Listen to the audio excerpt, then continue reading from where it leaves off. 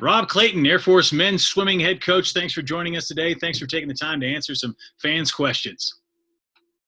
Hi, Brian. Good to see you, virtually at least. It's been a while. Certainly has been a while. Yeah, it's been crazy. And the number one thing that the fans and everybody really want to know is, how is Rob Clayton? How's your family? And how's your staff? How is everybody handling with this pandemic and everything going on in the country? In terms of myself, my family, I mean, there are 8 of us here. So isolation looks a little different in the Clayton house when, there's so much activity. There's always stuff going on. We've kind of fallen off, but early on we had a morning workout that we were all doing together. And, our sophomore swimmer from college is home. So that's been, we assumed he was gone, kind of out of the house, pretty much for good. And now he's back. So that's nice to have him back. And, it's been, there have been a lot of silver linings for us in terms of just, everything slowed down, not running around like we normally are with all the kids' activities and stuff. So there's been a lot of really positive. It would be, I feel for the people who, don't have a big family, don't have a lot going on. So that's challenging. As far as the staff, we're keeping up with each other. We do, like I think a lot of people do, we do Zoom meetings and, 3-way phone calls and all that kind of stuff, just to keep in touch. But it's unprecedented. I mean, none of us have ever done anything like this before. And so it's, there've been challenges, but overall, a lot of silver linings. I've been talking to a lot of the coaches, as you know, around the athletic department. It's interesting because this, like you said, it's unprecedented. You've had to think thoughts that you haven't even thought of before, probably because there's a pandemic going on. You have no idea if there's going to be a season, when the season will start. But maybe give us some idea of what you've been tinkering with as far as, how do you have swim meets? How do you compete? How do you even train as collegiate swim team? Yeah, in our sports, certainly we have advantages in a COVID environment versus other sports. We're not, breathing face to face on our opponents like you might in a wrestling or football or basketball, whatnot. Plus, in a pool, the chlorine kills COVID, so that's a bonus. So when you sneeze underwater. When you cough underwater. We can design training so that we space people out in a lane. USA Swimming has some guidelines, even some diagrams they've come up with in terms of how to space people. So those kind of things we can do. I don't know about easily, but we can do those, and we can have a plan and follow through and keep people apart, keep people safe, etc. And I think all along our sports med people have been talking about, the most dangerous areas are probably locker rooms, maybe training room, when you eat together, those kind of things. So, we share that in common with other sports, and the challenges in terms of figuring out how to get people out of their uniform of the day and ready to swim and do that in a safe manner. But once they hit the pool, I think we have some really, our challenges aren't as great as many of the other teams, for sure. Yeah, definitely. I didn't even think of that, chlorine killing COVID. So that is a good thing about swimming. I do want to, last season you guys won a championship, a WAC championship, and you set a WAC record for most points. Marvelous, fantastic. But then the season kind of came like rapidly to a close before the NCAAs and all that. So kind of take us through that, how it happened, how you told your team. You had, a good group of seniors, 4 guys, I think, on the team. How did they handle all of that? Well, we had so much going on all at the same time because they were selecting the NCAA meet that week. And we knew that we were close. And actually, Zach Nelson, WAC Swimmer of the Year, was the last guy picked into the NCAA championship. So we were kind of riding that roller coaster and counting bodies and figuring out who's going to swim what and all that kind of stuff. So that happened. We knew he was in on Monday, Tuesday, and Wenjiang made the meet as a freshman, which was incredible. So we had that, and then we start having meetings about, oh, there's this COVID thing, which we'd kind of heard about, but wasn't front and center until, that gradual, a day or two after we find out about NCAAs. Now we start talking COVID.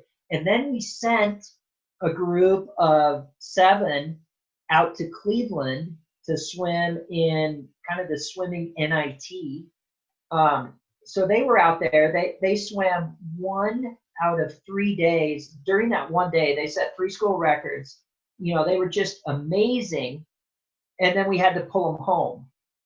So it was, it was a roller coaster. We had so many incredible things going on. And then, everything got shut down in a hurry. Again, it's just so unusual. It's so, if it was just something that happened to the Air Force Academy, that would be different. And I think that would be challenging in a whole different way. But the fact that, everybody is in this together. And then it was, I don't even remember the timeline, how much later they canceled the Olympics, they canceled the Olympic trials. We have guys with Olympic trial cuts. So everything turned around in that. But the fact that we're all, every swimmer, every athlete, every American, many people in the world are all kind of in the same thing together, puts it in a whole different place. And so I in many ways, it makes it easier to swallow. Well, okay, there's no NCAA swimming champ. Well, of course not. There's no NCAA Final Four. There's nothing. So anyway, I think, one thing about cadets at the Air Force Academy, they are used to things changing. They are used to getting back for summer programs and, oh, no, you're not going to be in your room. All your stuff is over in that hall, but you can't get over there until next Tuesday, and we're going to put you in this room, and, whatever. There's just lots of change at the Air Force Academy throughout their time. And I think what it does is, they're resilient. They are not flustered, when things happen. One of the things we didn't even mention here, and it's such a distant memory, was the WAC championships were the strangest swim meet that I've ever been a part of because of the flooding in Houston because of a water main break. And so, that's just, I almost forgotten it happened because the last couple months have been so unusual.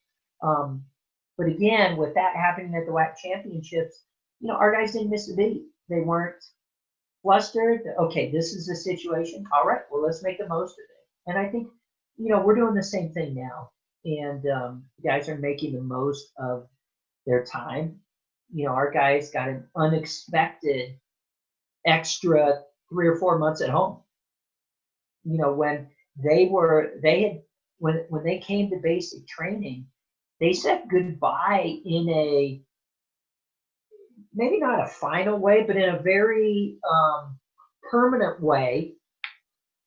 They were leaving their home kind of for good. And, now they have a 3 or 4 months unexpected time back at home. And I think, most of my guys really have appreciated that, being at home, being with their family, with their parents, brothers, sisters, etc. In a time where you're really forced to spend a lot of time with your family.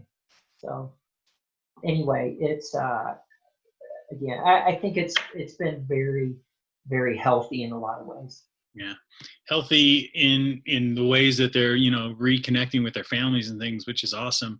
But problematic somewhat, not necessarily for the Air Force Academy, because over the summer, your athletes are always doing summer programs. They're doing all sorts of other things and really don't have a lot of time to swim. But now, what have they been doing? Because I doubt they have pools in their, you know, in their basement. So how have your athletes been able to, you know, stay in shape? Well, I have three or four guys who have access to pools, either in their backyard or you know, maybe their family friend at a pool or whatever. Now most pools are open across the country. Most teams are practicing again across the country. So now guys are swimming. And we at the Air Force Academy, our pool never closed. So that I think one of a very few pools in the country that stayed open throughout. So when our class of 2020 was here, they had lap swim going that entire time for the cadets before they graduated, and they've had it going. So our cadets who are here have access to the pool and are able to swim. That's good. All right, let's get into some of these questions from the fans here. One of which is, you've been at the Academy for over 20 years now. How have things changed since when you first arrived to now? And I'm sure there's a lot of changes, but maybe if you could just kind of generally go over a few for us. I think one of the things that might illustrate how things have changed at the Air Force Academy, dually day out. Okay, dually day out traditionally happens halfway through basic training. The basic cadets get a day off, and the recruited athletes, the swimmers, will come to our house, hang out for a day, decompress, you know, eat a bunch of food, etc. Okay, well, here's what's changed in the 20 years. When I first got here and we had dually day out, my very first dually day out, Lieutenant Colonel Horner was a basic cadet. He now works in the athletic department. He and his buddies came over to my house. They took turns. Each of them got about 10 minutes on the phone to call home. And when their turn was up, the next guy would go, and they would just keep rotating through all through the day. So back home, parents were organizing. They would have friends come over. They would make sure everyone was there, and you know, Uncle Jim was, you know, there at the home. Everyone to say hi to the cadet at the Air Force Academy, and it was 15 minutes.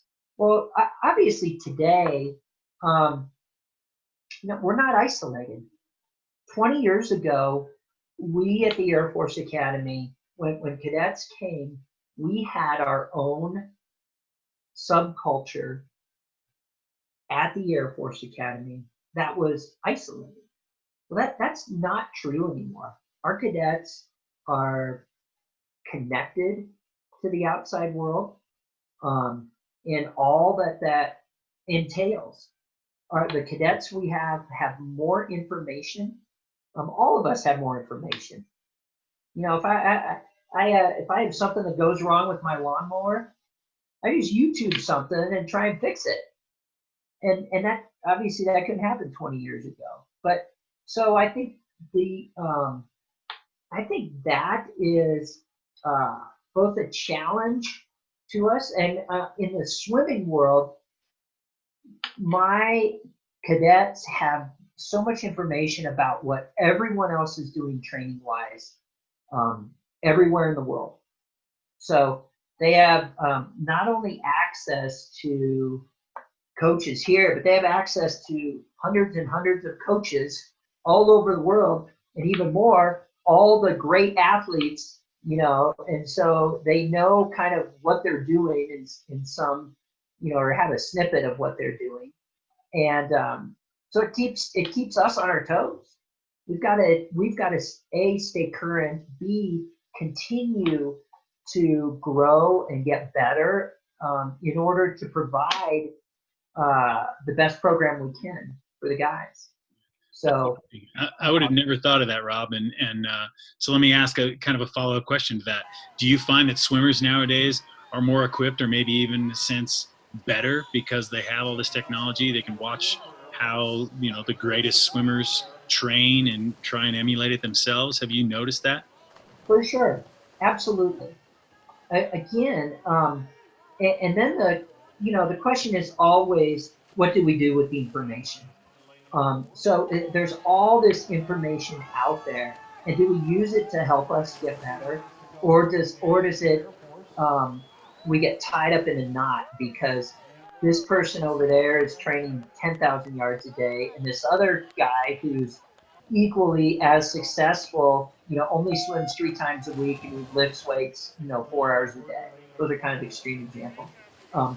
But and here we are sitting in the middle where we do a good amount of weight training and a good amount of swimming, and how does that all work? And so, yeah, it's incredible to have all that information. And the guys today have so much more information than we did back then. They get so much more feedback. Our guys, we video our guys probably on average about half a dozen times a week, where we're sending video to them.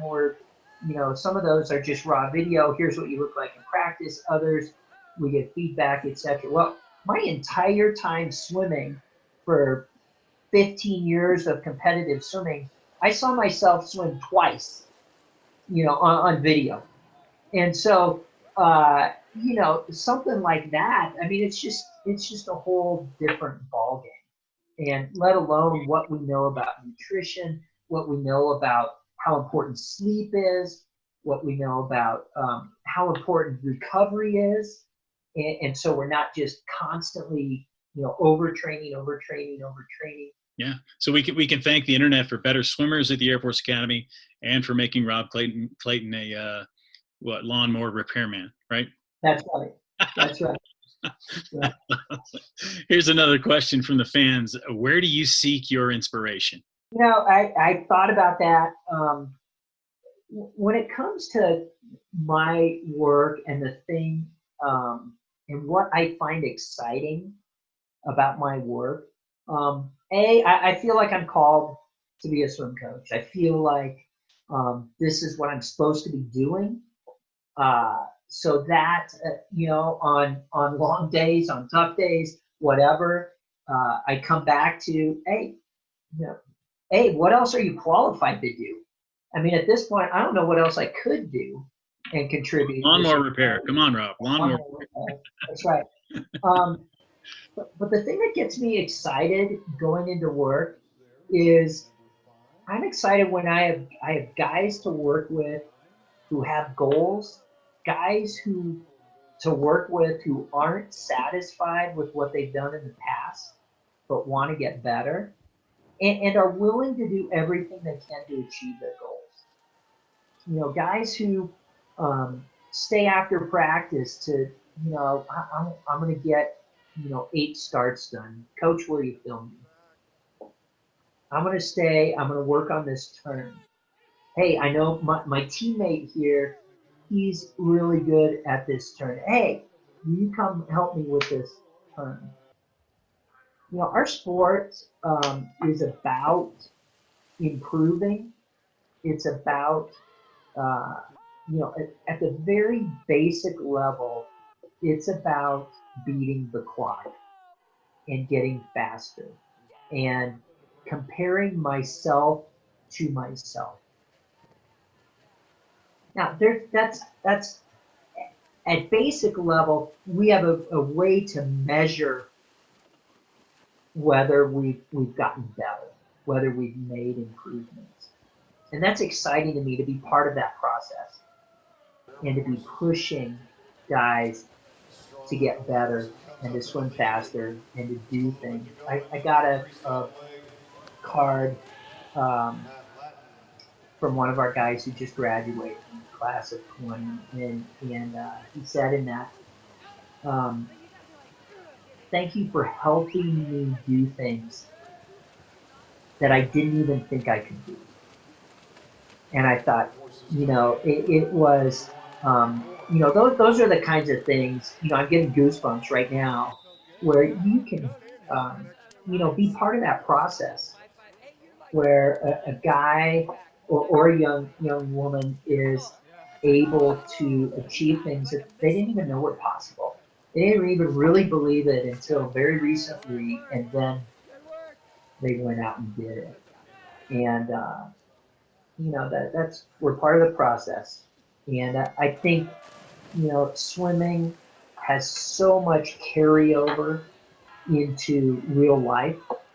Um, Swimming, you just toil away in relative anonymity, and you just do the right thing over and over and over and over again. And it really matters how you do things and whether you come off the wall correctly. And if you're swimming a 200-yard repeat in practice and you come off the wall 7 times perfectly, and on that last one you compromise, that's a big deal, and it shows when you race. And those kind of things, I think that carries over into life and how we do things in life. And anyway, those are the things that get me excited. That's lots of good stuff. What does it take to be a cadet athlete at the Air Force Academy? A lot of perseverance, a lot of just steady movement forward. You have this mountain of stuff in front of you, and each area, I think, at times feels like a mountain. Whether it's your class load, whether it's swimming, whether it's stuff that you're doing in the squadron, each of those areas can be overwhelming. And then when you put them all together, and you have an AOC who has expectations, and you have 6 different professors who have expectations, and you have a swim coach who has expectations, and then you have expectations. There's just so much to be done, and there's so much on your plate as a cadet, and just continually persevering and getting through that tough class, getting through that tough workout. And the guys who are really successful are the guys who don't get discouraged, don't get distracted, and keep moving forward. We have 2 team captains coming up in 2020-21. Brendan Rakiki, who's going to be the vice wing commander, okay, in the fall, and Eric Orr, who's from Tucson. His dad's a grad, and I think of these guys. Brendan had some injury this fall, and he was out of the water, he was in the water, he was not able to do everything in the water, and he just kept moving forward, and he just kept plugging away. Well, when we get to the end of the season, he's top 8 in his events, he has best times, all the things that we get excited about in so many places along the road for him to get discouraged. I look at Eric Orr, our other team captain, and he had a breakout year this year. But as often happens in our sport, he had several years where he just his times kind of stayed where they were. And he didn't see a lot of improvement for the past several years. And yet he's always there after practice working on starts. He's always, wanting to get filmed. He's always working on the details. And then finally, he had a great breakthrough this year. And I think, that's what it takes. both these guys are incredible students, incredible leaders as well. And it's exciting to see, the perseverance and really what they had to overcome to be successful. Yeah. And just the That, tenacity, keeping at it. yeah, that's good. It reminds me of Dietrich Bonhoeffer's book, A Long Obedience in the Same Direction, right? You just keep Yeah. at it. You just keep at it, right? That's awesome. Yeah, Um, exactly. what has been your fondest memory at the academy? You're piling up I'm championships not left and right, even Rob. going here. Brian, I'm not even going here.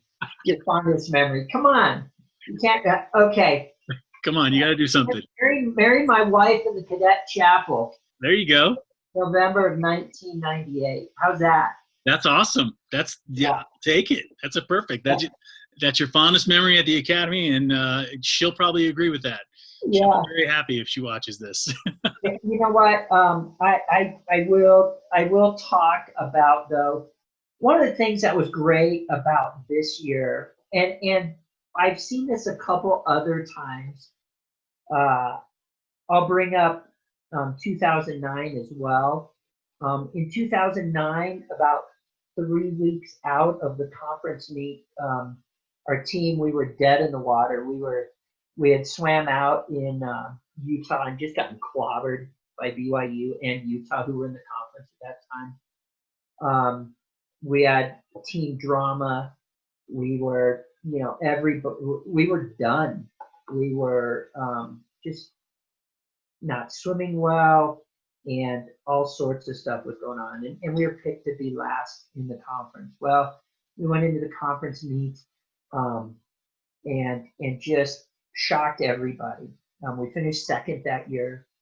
It's one of several years where we were runners up in the Mountain West. And, it was just one of those things that was unexpected.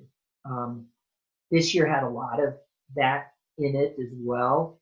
In our previous two championships in 16 and 17, we had kind of built our way there. In 15, we were, we brought it down to the last event and narrowly missed winning a championship. So when we won in 16 and 17, it was phenomenal. First time we'd ever won conference championships. Amazing, incredible.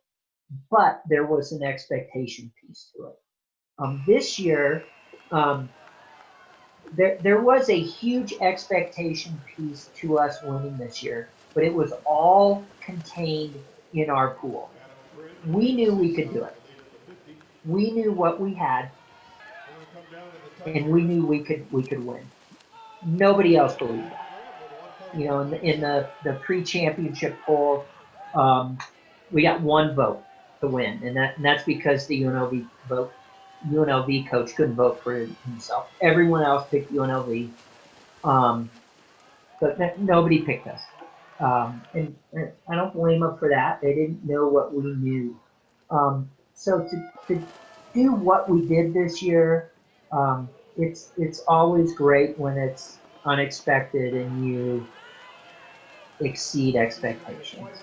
And honestly, there have been incredible years before. We've never had a year where we exceeded expectations like we did this year. So it's but lots of incredible memories. It's been neat. I've been at the academy long enough that the guys that I coached have come back to be coaches, that the guys that I've coached are ORs now. And that's a neat thing to see them with their families, to see them interacting with the guys, to hear the stories of what they've gone on to do in the Air Force, and then to come back and talk to the guys about that, because they were there. They've done what the swimmers have done, and yet now they're doing incredible things out there in the Air Force, in the world, and in their families. Since you brought him up, let's talk about the alumni. Obviously, all these teams, it seems, have a great brotherhood or sisterhood, depending on that. But how can alumni help you? How do they help you?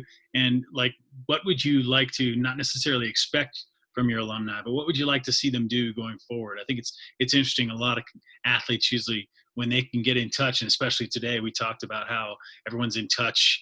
They can talk to a swimmer that swam 20 years ago and Right. get some encouragement. Yeah, and we actually have that happening. We have, one of our ORs, Chris Canati, he's a major in the Air Force now. He hosts Zoom calls, with the guys, and he's with us. He's with the team, traveling with us as he's able, etc. And that part's great. The real, I think the thing that the guys appreciate the most is when we see alums, especially if we see them on the road. When we're out there, when we're in Houston, Texas, and all of a sudden we've got alums showing up to watch, to interact, to talk to the guys. That's always appreciated, and we love the stories. Everyone loves stories, and I don't know, maybe that's my favorite. Guys might like it even more when alums walk on the practice deck because they know they're going to get out of some practice to hear some stories, which is also great. But it's great to hear where what guys are doing, and where they've come from. And almost every story, the alums will talk about, hey, look around you. These will be your best friends for the rest of your life. And they'll talk about, hey, I remember when I was swimming, how hard it was. And I didn't know if I would make it. And now I'm on the other side, and this is incredible. And here's what I'm doing, and here's what I've learned in the journey, etc. Yeah, so, that's really good. Yeah, and I know it motivates people, especially if someone came to the academy and maybe was having a hard time, and to hear someone say, "Hey, I was having a hard time too, and look at me now." That's yeah. Well, and at the academy, there's so many more shared experiences, and there's so much more common future. So there's just those areas of overlap are so much great. It's not just swimming. Your overlap is that whole academy experience and that whole Air Force experience moving forward. And so that's what the swimming part is, just a small piece of that. And that's just a kind of a common intersection to the bigger story. All right, these last two questions are kind of the same, but I'll ask them anyway. First off, how do you keep your team motivated after a season like last year? You said yourself they were the only ones that believed they could do it. Now maybe there's some more people out there that believe they can do it, but how do you keep them motivated? The great thing, a couple things. One, swimming is a team sport and an individual sport. So winning the conference championship, yes, that's our biggest goal. Guys are, doing everything they can to get their hand to the wall, to get points, to win the team championship. That's the program goal. You're in, you're out. But it's not the only goal. And coming up next year, we want to get at least 10 people qualified for the Olympic trials. We've got 4. We've got 2 guys who are in the World Class Athlete program, graduated in 2020, Cole McEnany and Zach Nelson, who are already there. We've got a couple guys who already have cuts, Corey Shepard, Isaac Gwynn. But our goal is to have 10 guys qualified. We're going to get guys to the NCAA. We qualified 2 last year. I think we can get at least 4 individuals qualified next year. We can get a relay. The thing that people may have a hard time believing about our team is we have every expectation to be better next year than this year. We had 3 seniors, We have 3 in the class of 2021. And most of our group were sophomores and freshmen last year. Numerically, they were the 2 biggest classes. You look at championships won, they were the lion's share. They were involved in those. So we have every expectation of being better next year than we were this year. We have incredible divers returning and coming in. We should be better in diving. We lost a relay last year at the conference championship. We don't want that to happen this year. So we have goals, and we have a goal to re-break the scoring record, and we expect to do that. Now, yeah, there's a ton of work that needs to happen, and but the great thing about swimming is you have those huge time drops, you have those incredible performances, and it just makes you hungry for more. It just makes you excited to go out and do even better, because now well, I can do that. What else can I do? Yeah. How much better can I be? How much faster can I swim? Yeah. So we've got guys, and I've got a whole notebook over there with ideas of how individual guys can be better than they were this last year, even though they were really, really good. That's good. That you kind of already answered the last question, which is what are the expectations? How do you raise the bar? But let me ask you, because you've done it before. 16 and 17, you won WAC championships. Yeah. So you personally have done this before, but I don't believe there's a swimmer on your team that's done this before. But what kind of lessons can you teach them and say, look, we've done this. This is how you go about being back-to-back champions? The great thing is every year is a new experience, and we've got a new group. We'll have guys on the team who have never won a championship. Obviously the freshmen, they weren't here, I think it's with us. It's the daily insistence on doing things correctly. You have not won the championship this year. That last year was last year. And honestly, Brian, that was not really an issue in 17. I don't expect it'll be an issue here. We don't have to do a lot of convincing guys that they want to be great or that we need it. We really don't. Guys are motivated, are hungry. They know we can be better, and are focused on being better. So it's not like I'm looking for some magic bullet to figure out how to not let them be complacent. No one's going to be complacent. And we have a deep enough team that you just can't. You can't be complacent, because you'll get passed up for that scoring position. You'll get passed up for a spot on the relay, or whatever. I don't. That doesn't keep me awake at night worrying about whether guys will, try and rest on their laurels, because this group won't. That's awesome. That exhausts the questions from the fans and that I had for you, but I do want to let one last opportunity if there's anything you wanted to share with people who might be watching this. Hey, thank you for tuning in. Thank you for watching this interview and for caring about Air Force swimming. I know the guys appreciate all your support. Swimming is one of those sports where sometimes it's just parents and friends in the stands. And, for those of you who follow us, those of you who keep up with your favorite swimmer, your favorite cadet, thank you for your support. Thank you for cheering on Air Force swimming. So go Falcons. Yeah. Rob, thanks for the time. And we'll see you hopefully in the pool sometime soon. Great. Thanks, Brian.